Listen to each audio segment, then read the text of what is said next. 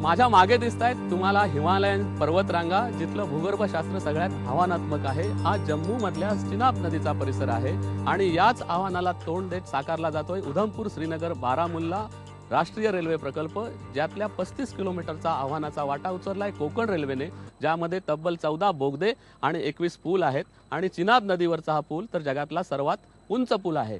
कसा आहे हा कोकण रेल्वेचा प्रकल्प, काय काय आव्हानं आहेत कोकण रेल्वे पुढे आणि या आव्हानांना कशी तोंड देते कोकण रेल्वे, ते आपण पाहणार आहोत पुढच्या अर्ध्या तासात. कोकणातल्या प्रतिकूल नैसर्गिक परिस्थितीशी टक्कर घेत महत्वाकांक्षी रेल्वे मार्ग उभारणाऱ्या कोकण रेल्वे महामंडळानं आता जम्मूतला कटरा ते धरम हा भारतातला सर्वात जास्त आव्हानात्मक रेल्वे मार्ग बांधायचं काम हाती घेतलंय. या प्रकल्पाचे मुख्य अभियंते जी.बी. नागेंद्र यांच्यासोबत आम्ही पहिल्या बोगद्यात शिरलो. 3 किलोमीटरच्या या बोगद्याचं खोदकाम आता सध्या सुरू आहे. खोदकाम करताना पावलोपावली पाण्याचे प्रवाह खुले होत आहेत. या पाण्याला वाट करून देण्याचं अवघड काम सुद्धा इथल्या कर्मचाऱ्यांना करावं लागतंय. 1 मीटरचं खोदकाम झालं की तेवढ्याच भागाचं आधी मजबूतीकरण केलं जातं.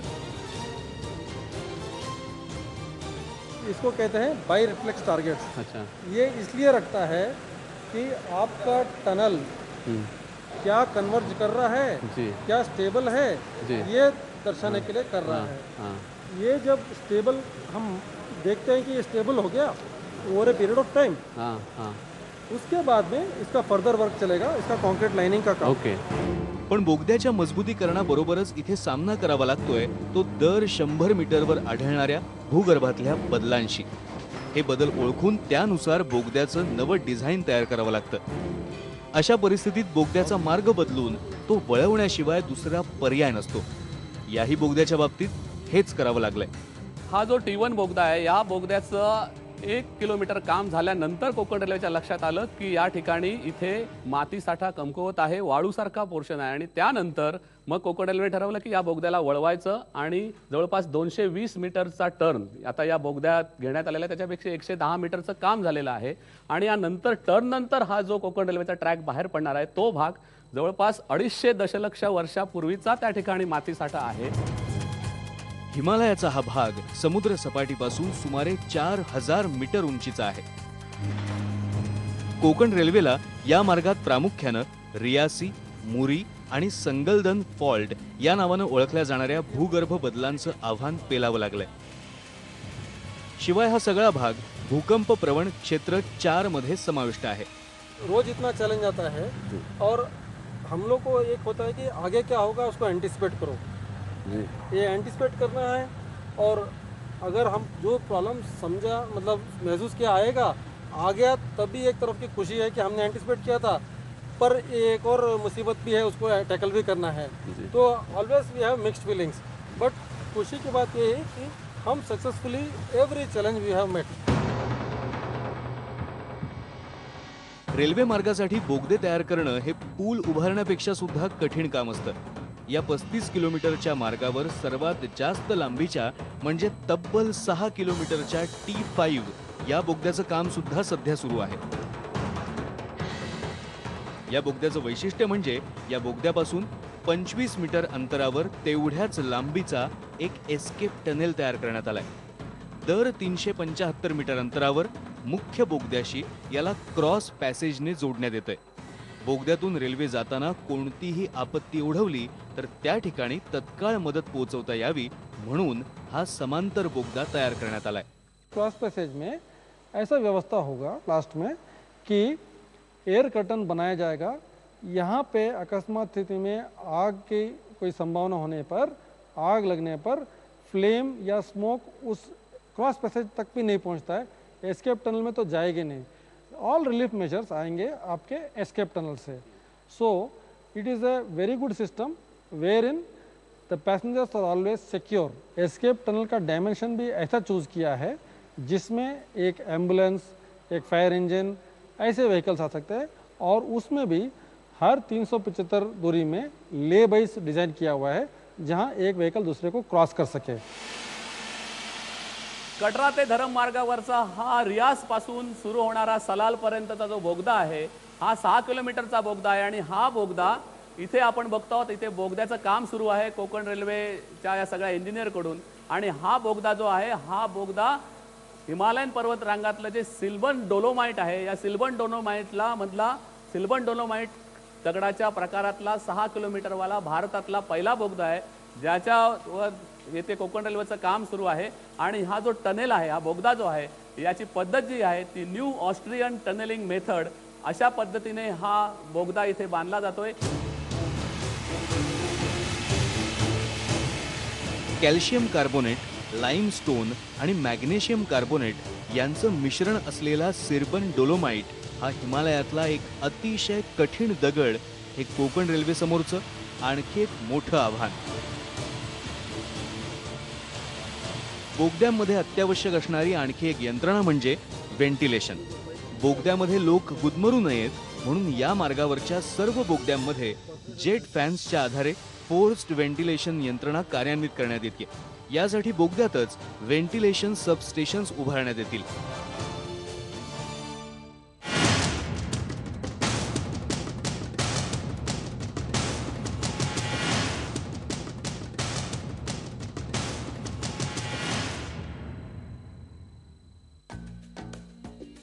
बोगद्यांमधल्या कामाचा थरार अनुभवल्यानंतर दुसऱ्या दिवशी आमचा प्रवास सुरू झाला तो कवडी गावाच्या दिशेने।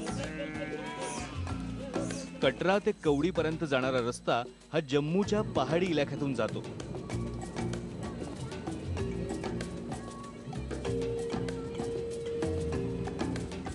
खोल खोल दऱ्या आणि हिमालयाच्या उंच उंच पर्वतरांगा या सगळ्यांना वळसा घालत अतिशय चिंचोळ्या रस्त्यानं या भागामध्ये पोहोचावं लागतं।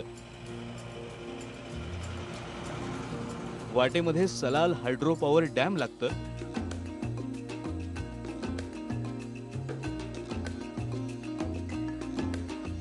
पुढे कोकण रेल्वेने स्वतः तयार केलेल्या रस्त्यांवरून जाताना खोल दरीतून वाहणारी चिनाब नदी दिसते।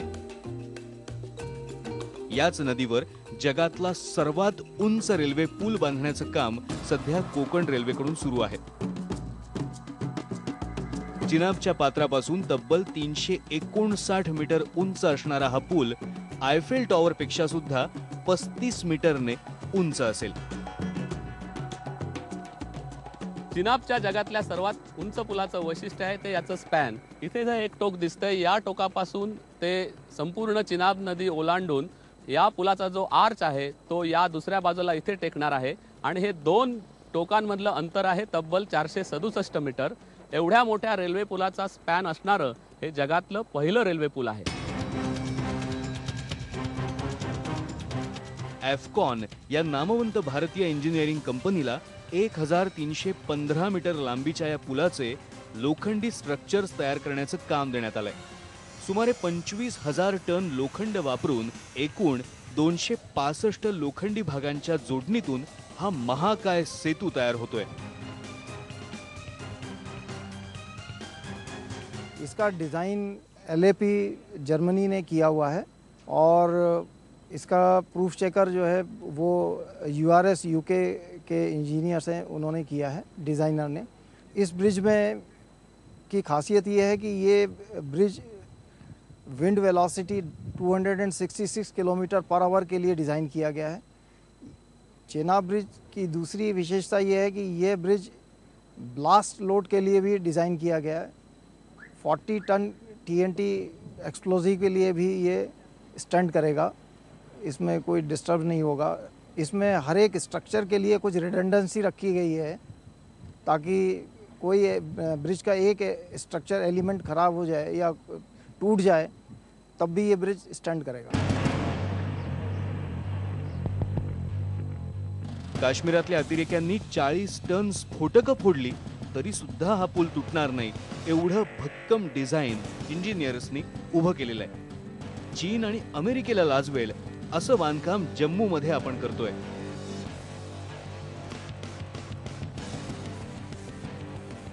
Many international companies who have executed in China and USA and all, they are not executed such a bridge, arch bridge.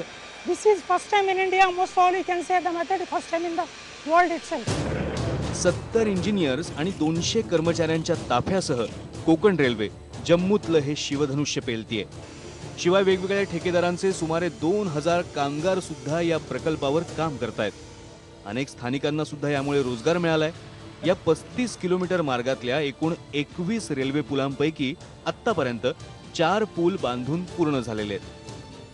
Chenab पुलाच्या कामाजवळ जे असंख्य कामगार काम करतात त्यापैकी काही स्थानिक कामगार पण या कोकण रेल्वेच्या या महत्वाकांक्षी प्रोजेक्टवर काम करतात. आप यहाँ के हो? यहाँ जहाँ के सर हाँ, कितने दिनों से यहाँ काम चल रहा है? 4 तारीख के इस महीने में। इस महीने में? हाँ, इस महीने इस महीने में ये इसमें यहाँ काम जब करते हो आप मतलब ये जो इतनी पहाड़ी इलाका है, रास्ते भी नहीं थे यहाँ, कैसे थे आप? रास्ते बनाने के बाद आपको आना पड़ा इधर, तो कितनी तकलीफ होती है काम करने में? कितना रिस्क होता है? जोखिम भरा काम रहता है? हाँ जी जी होता है काम के कम हार्ड में नहीं है, जो मशीनों का है, लेकिन लोकल काम तो इंसान ही करते हैं जो छोटा मोटा काम है। हाँ। तो मशीनों पहले इधर तो नहीं गाड़ी भी चलने का नहीं, जब से जो प्रोजेक्ट शुरू हुआ हाँ। तो इससे लोगों का थोड़ा आने जाने का बंदोबस्त हो रास्ते चुका बन है, गए। रास्ता बन गया, सड़क है, छोटी मोटी गाड़ियाँ चलती है।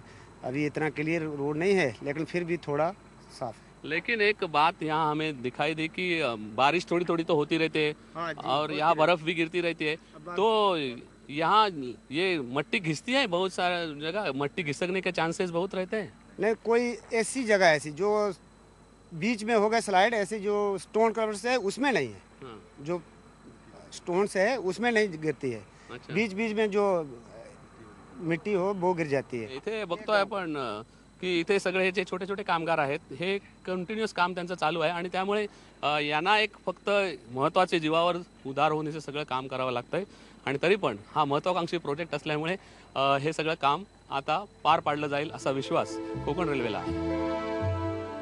चिनाब पुलाचं आंतरराष्ट्रीय महत्त्व लक्षात घेऊन कोकण रेल्वे या ठिकाणी सुसज्ज हेलिपॅड्स बांधणार आहे.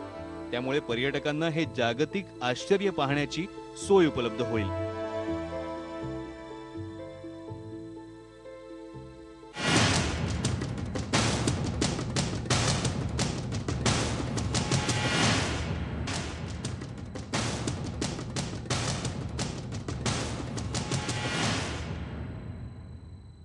उधमपूर श्रीनगर बारामुल्ला राष्ट्रीय रेल्वे प्रकल्पाचा मुख्य उद्देश आहे तो जम्मूला श्रीनगरशी जोडण्याचा.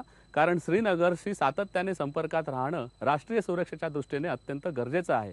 सध्याचा जो श्रीनगरशी दळणवळणाचा संपर्क आहे तो रस्त्याचा आहे आणि हे रस्ते कित्येकदा लँडस्लाइड्समुळे अनेक वेळा बंद असतात आणि त्यामुळे श्रीनगर जर संपर्काविना राहिलं तर अनेक समस्या निर्माण होऊ शकतात सुरक्षेच्या दृष्टीने. त्यामुळे या रेल्वे प्रकल्पाचा मुख्यतः रचना करण्यात आलेली आहे.